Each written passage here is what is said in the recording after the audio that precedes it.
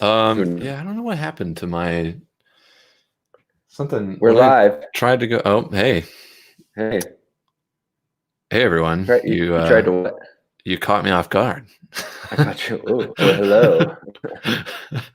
No, I Um, when I tried to log into the lobby, it was like no internet found, and then I was like, what? what? And then all I had to do was, I think my computer just forgot what my Wi-Fi was.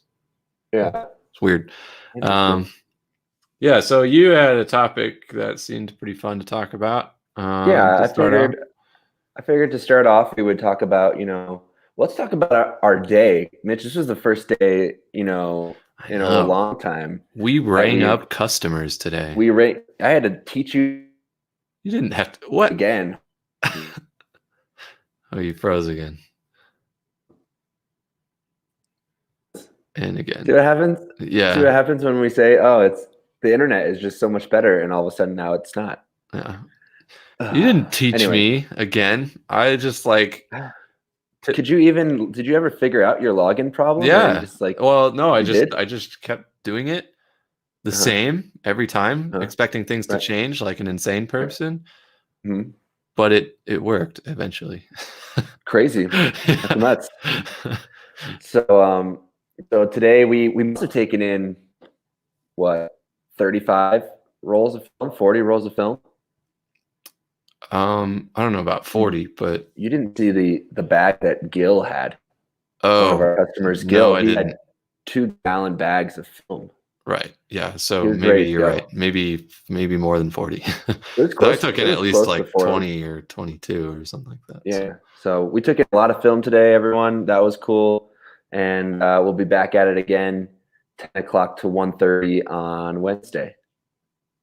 So, but we wanted to talk about beginner photographers and what gear they should have in their bag and what gear maybe they shouldn't have in their bag right away. can I start with the first one that I know we're going to agree on? Yeah. A 50 millimeter prime. Right. A 50-millimeter prime. And I should say before we really get into this, I saw an article on f-stoppers. I didn't read it. I just saw, I did my whole read the headline and say, that's a good talking point. And so I imagine that nifty 50 is in their article because f-stoppers probably knows what's going on. But a 50-millimeter prime is probably a good idea. And if you're a Canon or a Sony or a Nikon kind of shooter, you should have the equivalent of a 50-millimeter in your bag. And they're not that expensive. They're very affordable and they're very lightweight. Right. It's I don't think I'm ever gonna not have a 50. I'm like always gonna have one. It's funny because I've never owned a 50-millimeter in my life. Oh, we're getting down to the problem here. Yeah. I went to 35, but I do love the 50, the Sigma 50 1.4. Well, you just used a 50 on that cover shoot. Yeah, and I borrowed those look it. great. Those are some of the best pictures I think you've taken. Thank you. So go buy a 50 Go buy 50. Come back to me with the results. Yeah, I mean, like a basic 50-millimeter lens used for Canon is like $90, $80. Yeah, Or and get it you can. new. The thing about those lenses is they're you just have to accept and know that they're not sharp. They don't perform perfectly, but they're not soft either. But if you're taking pictures of people, you're taking pictures of your family and stuff like that. Like I know I take pictures of my family. I've got most of my lenses are a grand or more, and they pick up every detail. And my family's like, I wasn't ready for that. I wasn't ready to see that. And so with something like the more inexpensive primes, they just don't pick up that level of detail, and that's not always a bad thing, because what a lot of people end up doing, especially with portraiture, is just removing all that detail anyway, because nobody wants to see it. So they're great for that. I know a lot of pros that continue to use like the nifty 50 for weddings or portraits just because of the softer effect. Right. Exactly. Who was it? It was my friend Noah, who actually came into the store on Friday, and he upgraded to some new camera gear. Um, he bought that 85 1.8 from Sony, Yeah. and I think he used it. And then the next day, he brought it back. He said, "This is too sharp." Yeah, He there's was such like, a thing. There's such a "This thing lens as is too sharp. sharp for my wedding photography. I just want, it." I'm like, "Why don't you rub some Vaseline on it, man? That's true. Just like You can put a little filter on it, scuff the filter up a bit, and go shoot." that would be another thing that I think beginners could get into pretty easily is just things to shove in front of the lens. I didn't really Right. even know about that until, or even think about it. I wouldn't Mhm. really consider myself like the most creative photographer. Sure. I got into the technical side really quick and then started to get into the artsy stuff Yeah. later, which I think is backwards. But the yeah, it suddenly kind of exploded that people were just putting refractive elements Filters. in front Yeah. of their lens, and it just gives some really cool effects. I mean, I pretty much like all of those. Anything except for the lens ball. Yeah. Don't use a No. lens ball. Yeah, Folks. don't use the lens ball. The lens ball is the man. I don't know how to describe the lens. I don't know what to compare it to and anything else. It's But it's like, if it's done in a theme that matches what you're shooting right. with it's tough to say good taste, like what's good taste with that, but like if you're shooting on a beach and there's everything's orange and you have some sort of copper reflective material and you get an orange flare, that would make sense because it could be a sun flare but it's forced. And that looks like it's in place, but just showing a crystal ball in front of a skyline and being like, "Ooh, art." Yeah. One thing a beginner photographer doesn't need in their bag is a lens ball. We probably pissed off a lot of people with that. Everyone just, no, the more we talk crap about lens ball, the more people are logging on to watch. So let's keep it going. So the first thing we said was a nifty 50. And then I would say it's important for someone to have, I mean, it depends what kind of photography you're going into, obviously. Right. But yeah. A good set of sticks, a good tripod, a sturdy tripod is important if you're in Colorado trying to go shoot landscapes. Don't get a me photo. Okay. I finally opened the door for you to talk crap about me. I know. I really love to talk crap about my tripod, but I loved the color of it. It was that's what sold me because it looked like a stormtrooper. It was like the same like shine and color of like a stormtrooper armor. And I thought I was going to be all about the twist locks. And I know some people are fans of the twist locks. And if it works for you, that's great. But for a lot of people, it's just like I get turned around so quick. If the tripod's upside down or one of the legs is folded in a different direction, I forget so easily which way I got to turn it.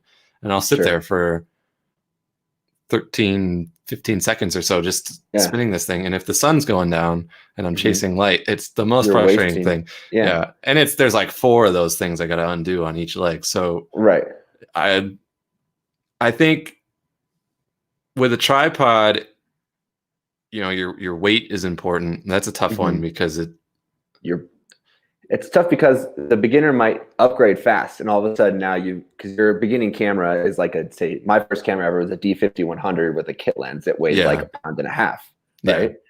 But now I have like a 1DX with a 2470 or a 70-200, and it weighs almost 10 pounds. Yeah. So you're right. The scale of how fast people upgrade is like you'll have an entry-level camera that weighs nothing, and a small, inexpensive tripod would work great for that. But the second you get a pro-level lens that you could mount to an entry-level camera, now it's starting to eat into that tripod, and now you got to upgrade the tripod. Now you spent more money than you needed to at the start. So we say this at the store a lot: is just buy the right thing the first time, so that you don't have to keep buying new things as you upgrade. But if there was like a scale of like your progress of like upgrading gear, it goes like real slow and then like super fast, and then it kind of tapers and slowly goes up. There's like this big jump that everybody goes through where they get they're like their first like pro piece of gear, and it's usually a body or a lens, and they tend to be bigger. And then the tripod and everything else comes with it. So, yeah, maybe future proof some things. I think a tripod is one of those things that you should future proof. But so we have the nifty 50, a tripod.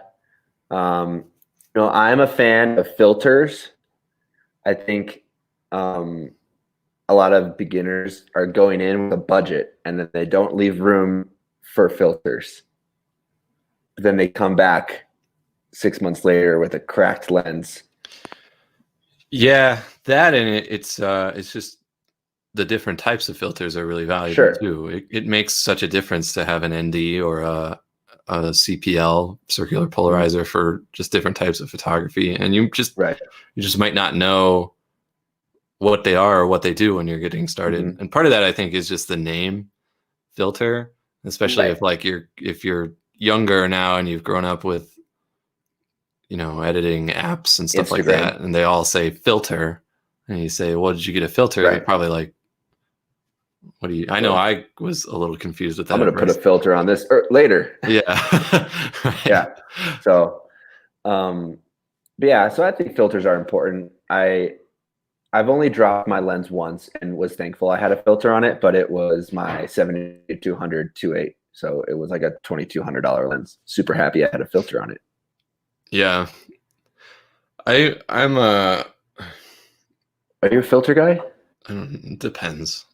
It depends on what I use that lens for. I've never used a filter that hasn't had some sort of weird green flare that I get when I shoot into the sun. I love to shoot into the sun. If it's a lens I'm not using to shoot into the sun a lot and I want to protect it and it's got a big old front element, I think it's necessary to have, like if you have a 150 to 600, what is that, like a 95?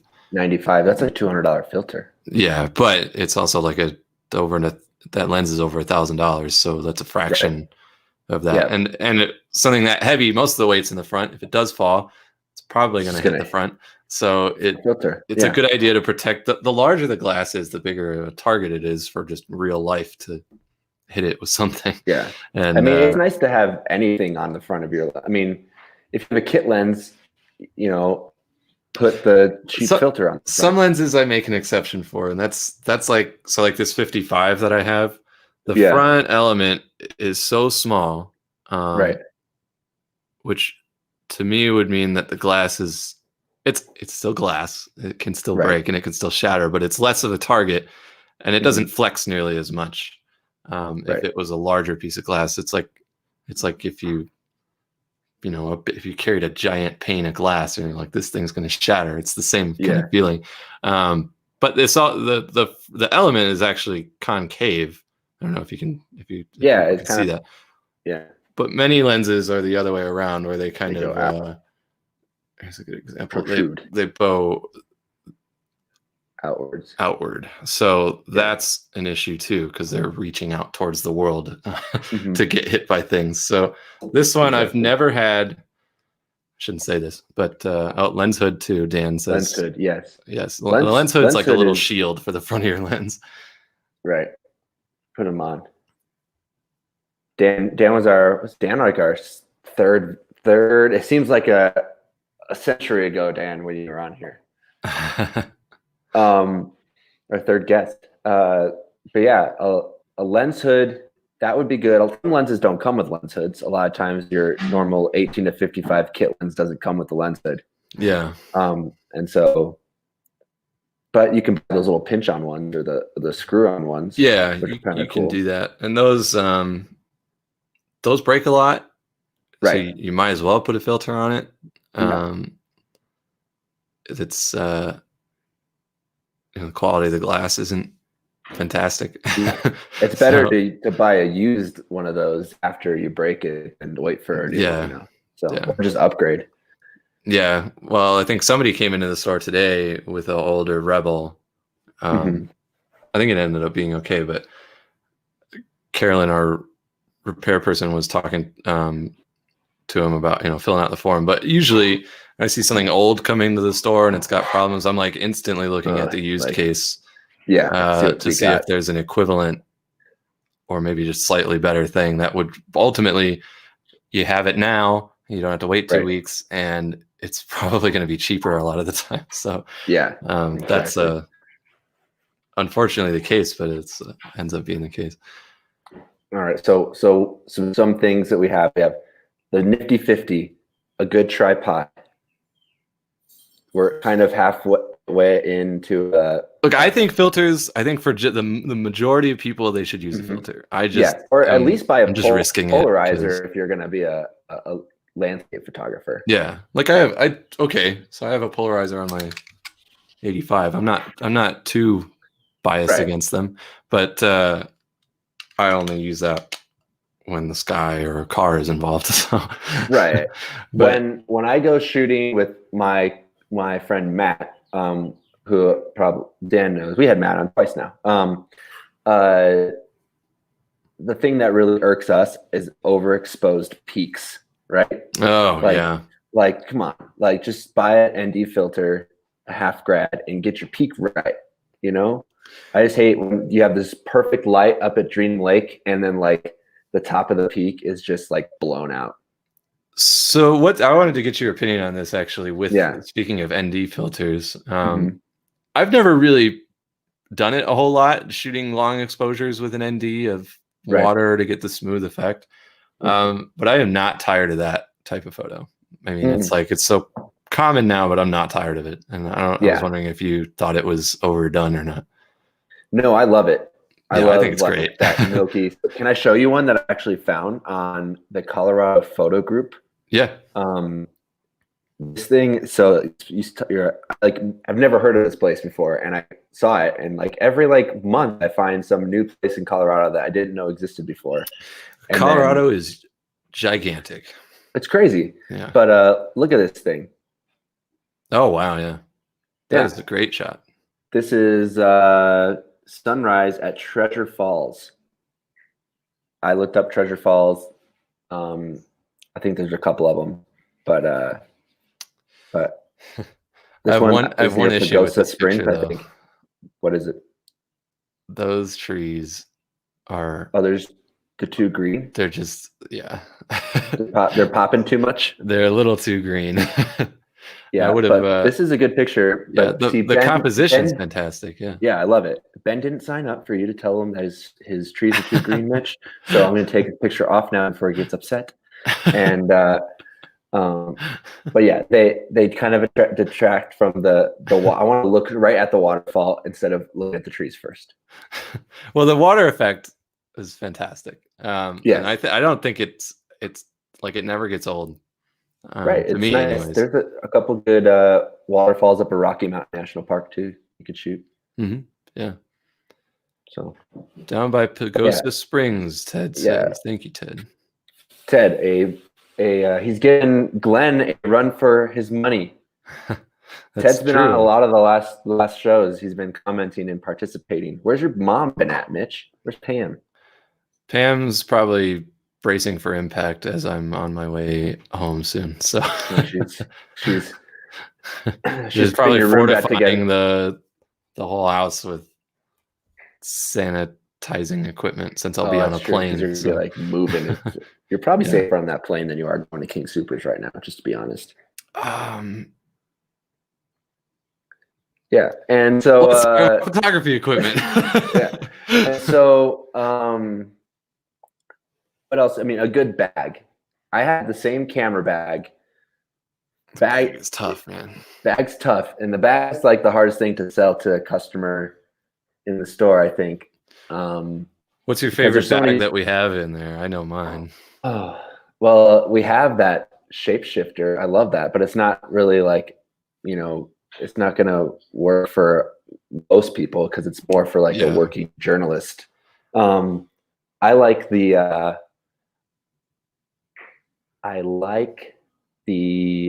I just like the Mindshift bags. Yeah, same. The Mindshift bag. I have a Streetwalker, and I like the Streetwalker by Think Tank, but there's not enough room in it for my gear now. But for someone who has like 2 lenses, 3 lenses, and a body, the Think Tank Streetwalker would be great. But if you're gonna go hiking with your stuff, oh, your mom's here. She says she's way stressed that you're showing up. Yeah. Hey, for Mother's Day, I did get her rocks, by the way. Did you send her rocks? Yeah. Is there proof? Do you have any like visual proof? Yes, I do. Okay, you don't have to do it now. We can do it tomorrow show if you want. Yeah, we'll talk about it later. But Yeah. But yeah, I like if you're gonna go hiking in Rocky Mountain National Park or backpacking somewhere and you're gonna take your camera gear, you should get a Mind Shift because it's got the good support for your waist and stuff. Yeah, definitely has a nice padding on the back too for like your lower back area. But those are the bags I get the most excited to talk about because generally when people come in looking for a bag, they talk about the trip they're about to go on, and it's usually to some place really exotic, and then it's an exciting event. So those bags, they just look cool too. They look the part if you're out in that kind of environment, and they look like they're some sort of expedition style gear, which is always pretty cool. I want a little more neutral color one from them that's not black. I want like a tan or something. That'd be cool. That would be nice. Yeah. Someone or like that me, burlap material that what's that one Mind Shift, the retrospective bag. Oh, you froze. I froze, didn't I? Yeah. Am I back? You're back now. Does it only happen once so far? This is great. This is twice. This is the second time. Well, you're right. Never, whatever. It's happening every 10 minutes. So, Laura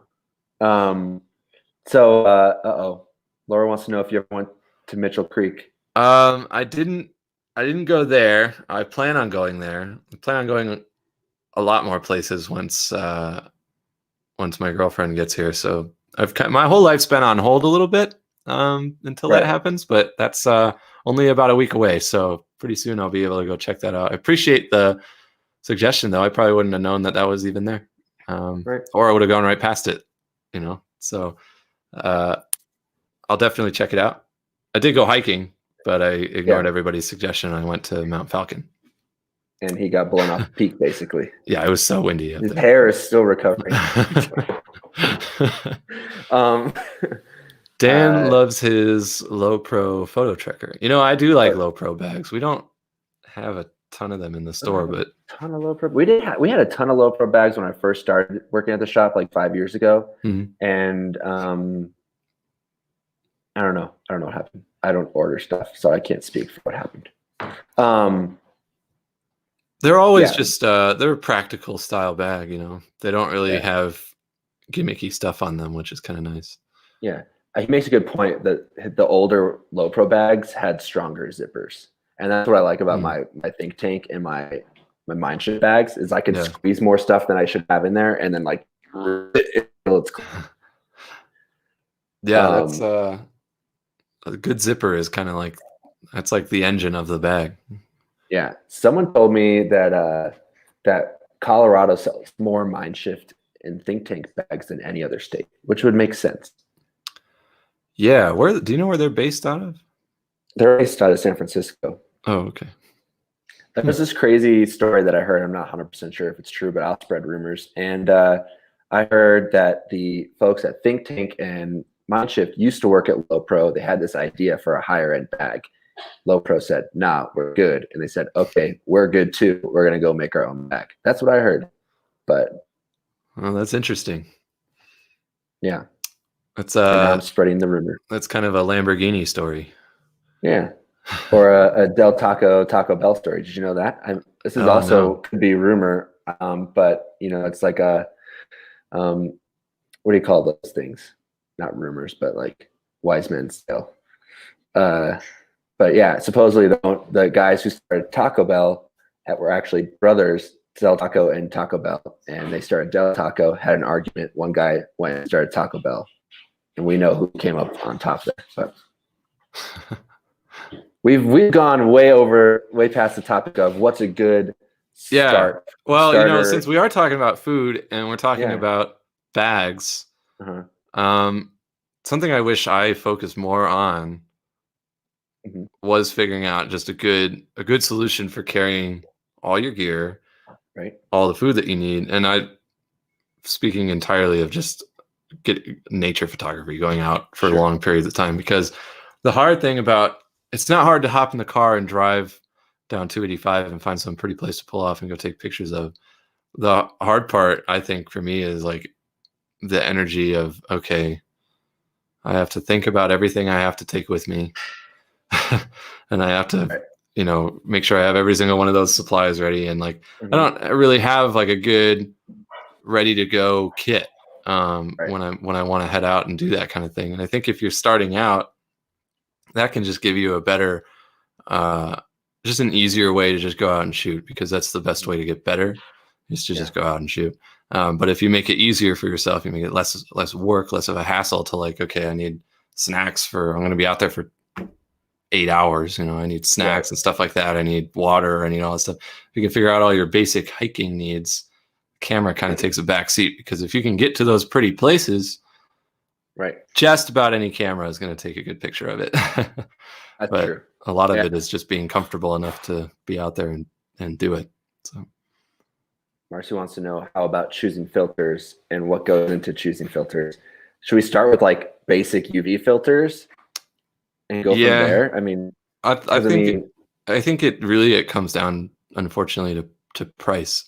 The price of the filter should sort of reflect the price of the lens. If it's a lower end lens, like a kit lens, you don't really need to be spending $200 on that filter, because chances are the glass on the filter are better than the glass on the lens. So now you're just wasting the quality of that filter on a lens that won't take advantage of it. But if you go to a pro level lens and you've got some really high end glass on there, you definitely want $100 to $200 range filter on there, and it depends on the size.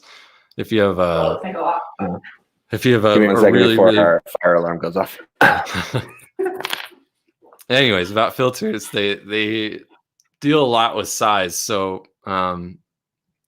if you have multiple lenses already, and this is something we recommend a lot, there's something called stepping rings, and that will help you if you choose your biggest lens or biggest front element lens, whereas the largest diameter on the front of the lens, and then you just get stepping rings that go to the sizes of all your other lenses. You have a circular polarizer now that will work on your largest lens, but it will also then, depending on how drastic of a size difference it is, could maybe work on a slightly smaller lens, so you don't have to buy 2 filters, which is nice. That works especially well for the more specialized filters like NDs and circular polarizers. UVs are more of a permanent affair. Like you're gonna probably just want to put it on there and forget that it's on there, because it's more of a protective device than it is to.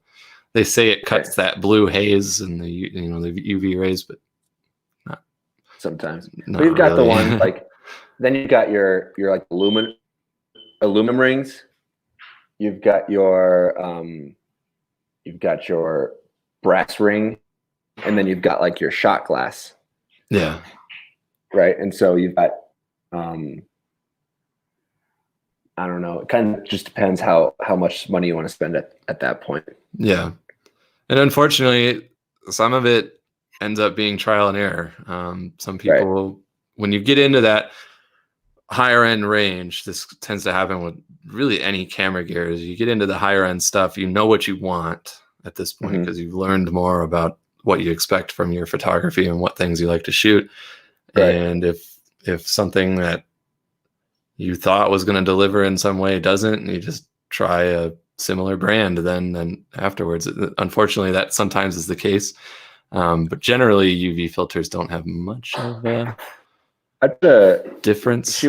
She says, where would the Canon R24-105 land in? That's a really sharp lens. Even though you could technically, that's a kit lens because it's sold in a kit, but it's a very high-end kit lens. Part of that is just the times, really.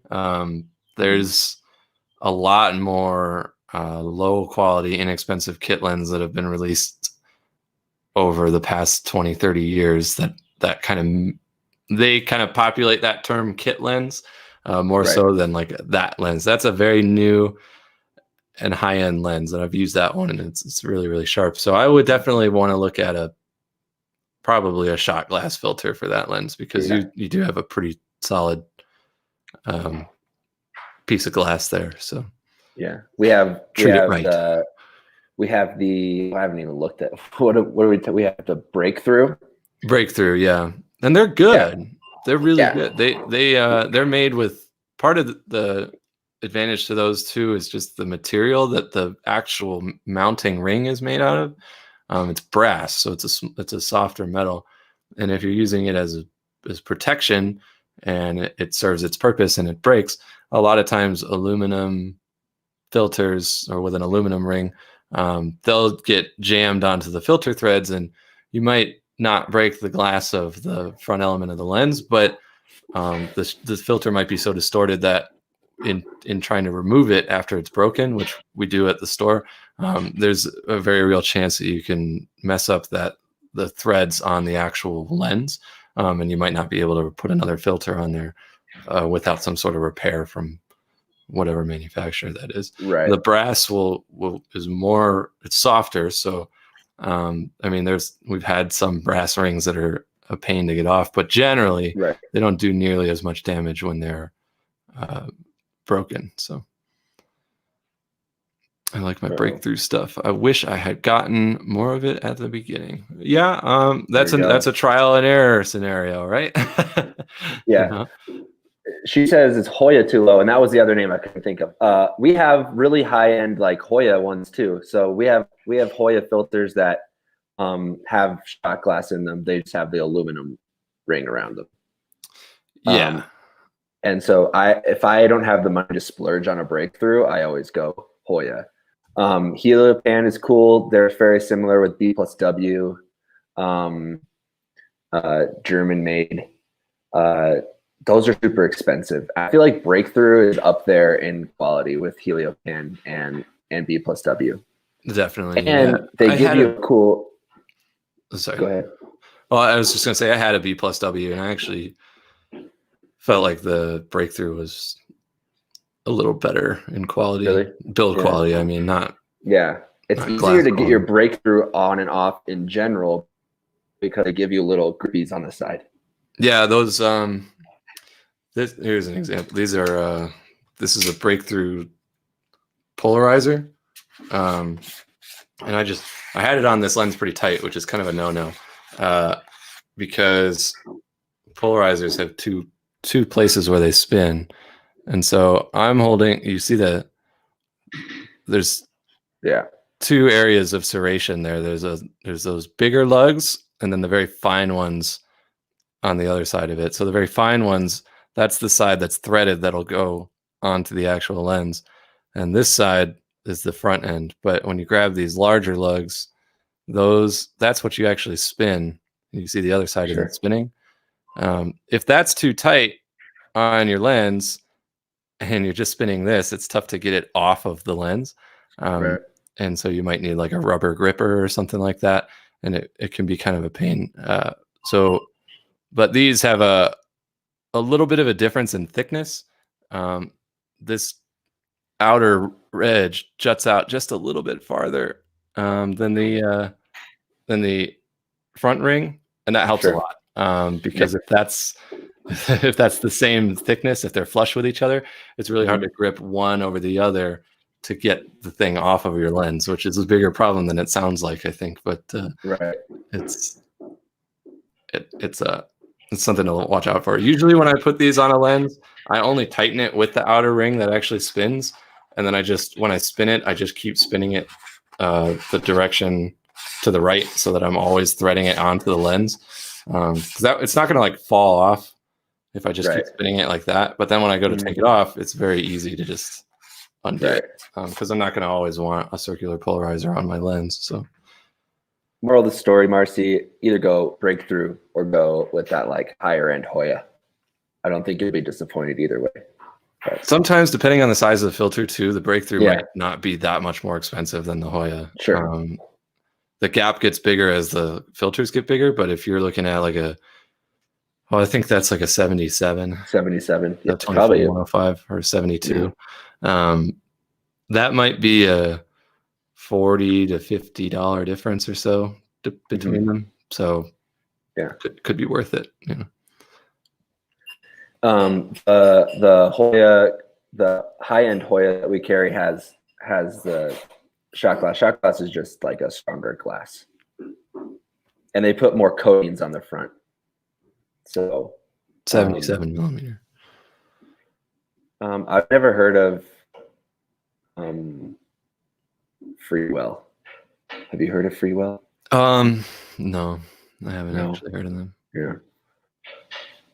And then that's not to say that they're bad. We just haven't heard of them. Yeah, we just haven't heard. We carry Hoya and Breakthrough. Those are kind of our two go-to filters. Yeah. So most of us at the store use those Breakthrough filters, so it's easy for us to recommend them because we have experience with them. So like most of us are happy with it. So yeah, it's easy to say, yes, it works.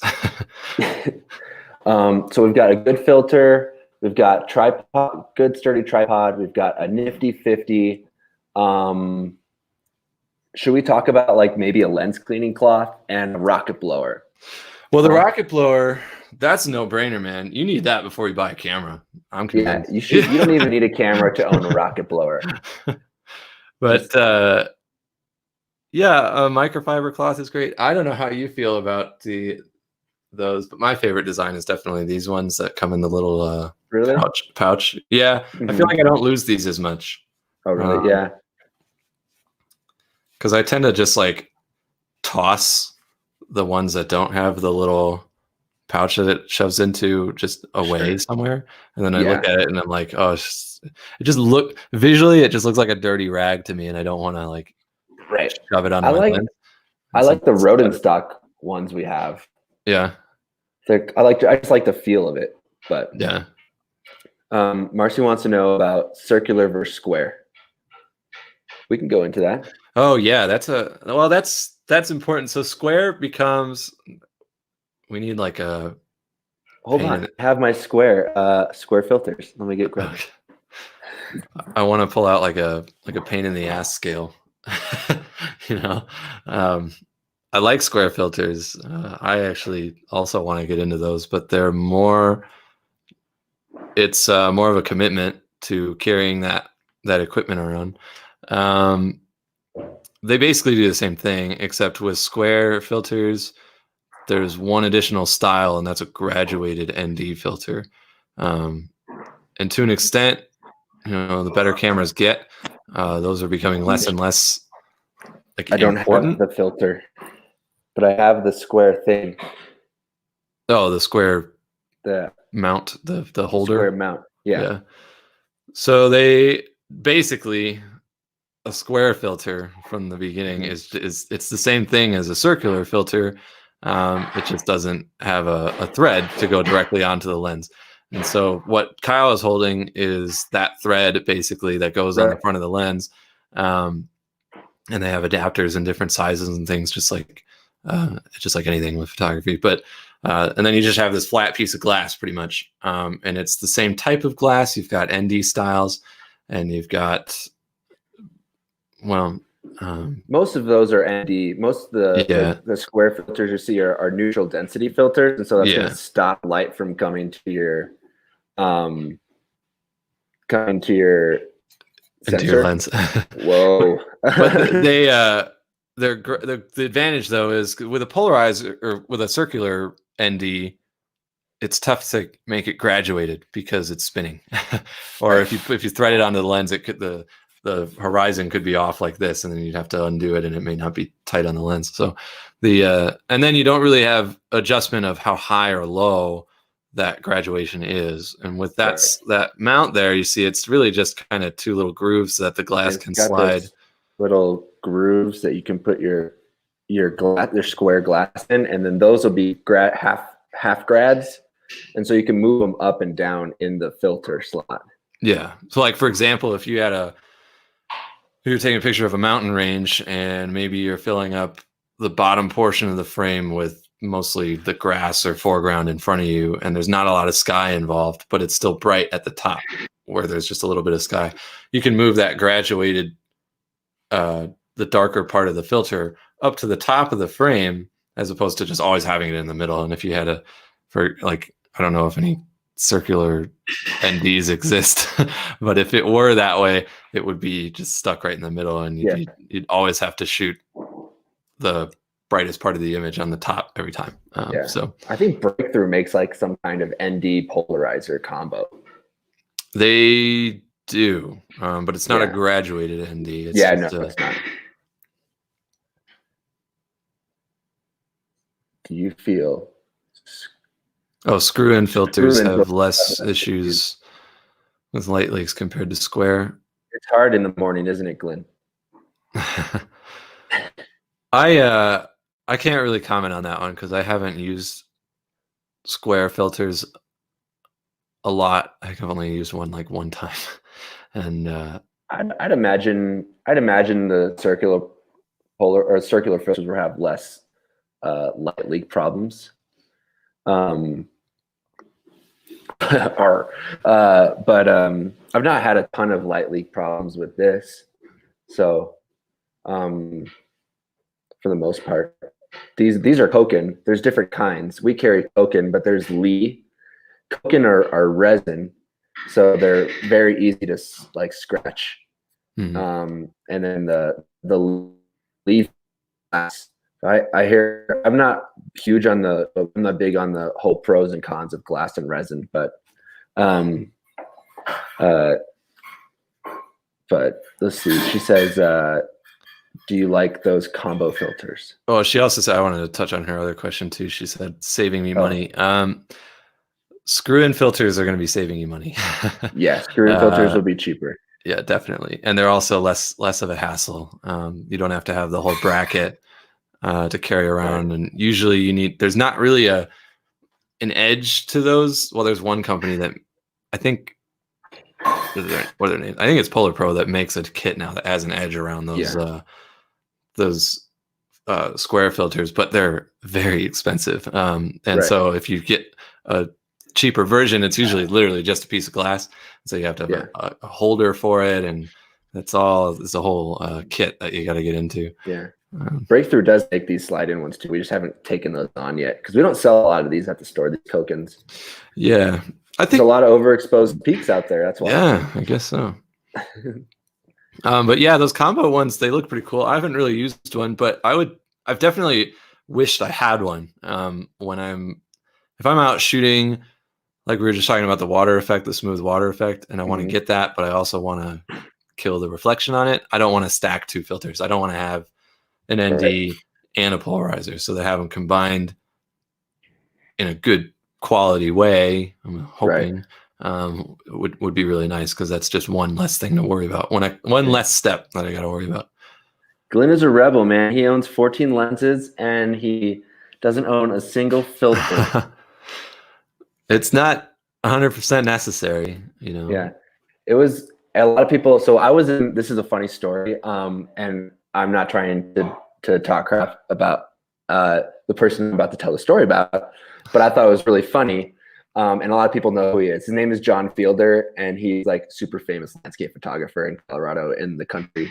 And we had a little brunch thing for some of our customers at his place. And halfway through the brunch, he says, you don't need filters. And I was sitting here like, oh my God. Like, tries selling filters to all these people sitting down all the time. And now he's telling them that we don't need filters. And then I was like, well, all your peaks are overexposed, John. And it was super funny. And then it wasn't funny for him. And so he didn't like that. But so Glenn, you don't get to tell everyone here that you have 14 lenses and you don't own a single filter. Okay. This is a filter sale we're in the middle of. Filters it's not like I just said, it's not necessary. It's just an addition. It's just another tool. It's another piece of equipment that you can use. You can do a lot of what a neutral density filter does, like exposure wise for mountain peaks with like a graduated filter on Lightroom. Yeah, I was actually, before you came back with your the filter holder, I was mentioning real quick that the graduated filters, the graduated NDs they're not totally it's not totally possible to replicate exactly how effective they are in post, but the better cameras get with their dynamic range, the less and less you need one, meaning in the event that you don't have it on you, it's not like, oh, I'm not even going to take that picture because I don't have my graduated filter on me, because odds are you can probably pull back a lot of that highlight information with a tool that basically just simulates using a graduated filter in Lightroom or Photoshop. So, and you actually have a lot more control over it digitally, because you can adjust exactly how graduated it is and exactly where it is in the photo. So in some cases, it might even be preferred. Yeah. It can be a little overwhelming trying to figure out the filters. There's so many filters out there. The best way to feel not overwhelmed is to just continue shooting as best as you can, as given our current situation, wherever you can go. And the more you do that, the more you'll know what you need, because a lot of people like to make it seem like you need everything. Right. Exactly. And that's not true. You only need the things that appeal to the photography that you like to do. So right. Exactly. Someone's going to tell you need it, and then the next person say, no, you don't need that. Right. I think there's a squirrel on my roof. There's a squirrel on your roof. You can hear it, huh? Yeah. That's great. Man, this has been kind of informational. Yeah, it's almost like we work at a camera. Yeah, we're almost useful today. Yeah, we were like useful today. We're riding Well, high. We've had a lot of great questions, though. We really appreciate you guys asking questions, because that helps us stay on topic. The Canon R is probably, I would say the Canon R is new enough to not need a graduated filter. I'm always the one that's going to say you should probably have one anyways. But yeah, you'll notice the difference if you use a real filter versus you doing it digitally in post. Right. But it might not always be such a dramatic change in the light where you need it. If it's a sunset and you're shooting directly into the sun, right, the camera's maybe not going to pick up the shadow detail then in the mountains in front of it, because that's such an extreme change in your exposure. But if it's the middle of the day, and there's not a giant flaming ball in the sky in front of your composition, there's a pretty good chance that you can pull back a lot of that really bright sky and still have an even exposure overall, because it's a full frame sensor, and it's a modern full frame sensor, and it's going to do well.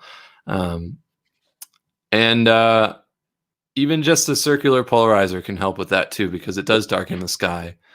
So you don't necessarily need a graduated filter, but if you're really dedicated to going as far as you can and getting really great, evenly exposed, very bright and very dark scenes in landscape photography, graduated filters are sort of the best tool for that, but it takes a lot of commitment to actually go out and deal with it. So exactly. Clint makes a good point. He's like, you could go out there with the filter and be like, wow, like you see clouds totally different, or you see color in the sky totally different. Like when I shot this sunset in Boulder last year with the wildflowers and the lupine out there near the Flatirons, the sky was just crazy. And I shot a few without my half grads in, and then I shot some with, and it was just night and day. Yeah, it can change the entire subject of the photo too, because to your eye it looks really bright, and you're like, okay, the focus of this image is something like a mountain peak, and then you put the filter on, and the camera shows you real time the effect of that filter, and suddenly the sky looks different. Now all of a sudden the sky is the star of the shot, and maybe you didn't even see it that way before you put that on there. So that is a good point. For sure. So, yeah. I mean, that's a lot of filter knowledge. Be proud of your Canon R. It's a good camera. Yeah, trust it. It's a good camera, especially with that lens. So, and then if you have any questions about filters, feel free to message us on Facebook. And at some point we're gonna have like you'll be able to walk into the store and look at them. So you could do that on Wednesday or Friday this week. Mitch and I will be there, or I'll be there on Wednesday. You can be there on Friday, Mitch, or is that you have one more week? Oh yeah, Friday I'm going to be in a miserable state. Oh, You're gonna be in Illinois. No. That's a literal miserable state. Oh, I'm going to be in a miserable mental state because I'll be at Amazon for the last few days. The last few days. But yeah, if you come in on Wednesday between 10 and 1:30, Mitch and I will be there. And we've been kind of doing like one customer in the door and our table's right there. And then you show up and we can show you the filters. You just can't like touch them all. Stuff like that. Yeah. I would agree. I would just start with the polarizer. And the ND actually, it's not always needed, you know. So the polarizer is a more dramatic effect. Right. It's going to add contrast to your clouds. It's going to get rid of reflection on of water and stuff like that. So, and it's not like constantly bound to a tripod style image. Right. Yeah. You can kind of roll around. Usually, yeah. Polarizers are generally what you're doing is trying to get a long exposure. I'm sorry, with an ND, you're trying to get a long exposure because you have too much light to do it without a ND. And so you're always going to be carrying a tripod around. So if you want to go shoot in the middle of the day and you just want to cut the glare, polarizer still helps there, where an ND maybe doesn't, because it doesn't offer any value. So, sure, man, good show, Mitch. Yeah, I feel like we're at a camera store counter. I know. Well, maybe it's because it didn't fully. We would have still almost. Well, we would have left by now, but we would have still 15 minutes ago. Yeah, we would have been there. So, so for everyone watching, the camera shop isn't technically open for walking in and roaming around, but we're doing emails, social media messages, curbside pickup like that, and you can drop your film off to the lab, and you can get your sensor cleaned and lens calibrated and whatnot. So we are slowly booting things up. Yeah, it's got one eye open right now. One eye open, yawning, just like Glenn in Australia. Well, cool. That was a good show. Really appreciate the amount of comments. Yeah, it was awesome. It's fun to see that. So thank you everybody who watched, and we'll be back tomorrow. Yeah, I have to help my girlfriend's been making chili for the last 52 minutes that we've been doing this, and I feel like I haven't helped at all. So I'm gonna go stir the pot. I gotcha. Okay. No, Marty, don't have to say sorry. We've really liked all the questions. So definitely, this is our favorite kind of show. The questions that just make you keep going. You can. If you're sitting in our position and you look at the live comment section and we're just talking to each other and nothing's happening, it's really discouraging. So light up that comment section, blow it up, boom, throw just rapid fire comments. We're good to go with that. So exactly. Sweet. Well, we'll be back tomorrow, same time ish, for another day of Camera Shop Talk. Thanks everyone. We'll see you then.